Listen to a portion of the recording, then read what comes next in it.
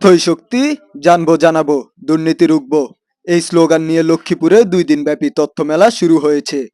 জেলা প্রশাসন ও টিআইবি লক্ষ্মীপুরের যৌথ আয়োজনে বুধবার 22শে জানুয়ারি সকালে লক্ষ্মীপুর আদর্শ সামাদ সরকারি উচ্চ বিদ্যালয় মাঠে এ তথ্য মেলার উদ্বোধন করা হয়। এ উপলক্ষে মেলা প্রাঙ্গণ থেকে একটি বর্ণাঢ্য র্যালি শহরের প্রধান সড়ক প্রদক্ষিণ করে আলোচনা সভায় এসে মিলিত হন সবাই। এতে টিআইবির জেলা সভাপতি প্রফেসর জেডাম ফারুকীর সভাপতিত্বে অতিথি ছিলেন স্থানীয় সরকার বিভাগের উপপরিচালক মোহাম্মদ জসিমউদ্দিন, পুলিশ সুপার মোহাম্মদ আক্তার হোসেন, অতিরিক্ত জেলা প্রশাসক জেপি দেওয়ান, অতিরিক্ত পুলিশ সুপার আবু বকর সিদ্দিক, টিআইবির সিভিক এনগেজমেন্ট বিভাগের পরিচালক ফারহানা ফেরদৌস, সমন্বয়কারী কাজী শফিকুর রহমান, জসিমউদ্দিন, প্রেস ক্লাব সভাপতি হোসেন আহমেদ হেলাল প্রমুখ। পরে মেলার স্টলগুলো পরিদর্শন করেন অতিথিরা।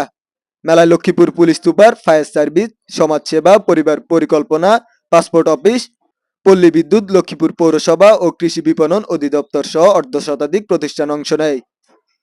News desk, Lakshmipur Times.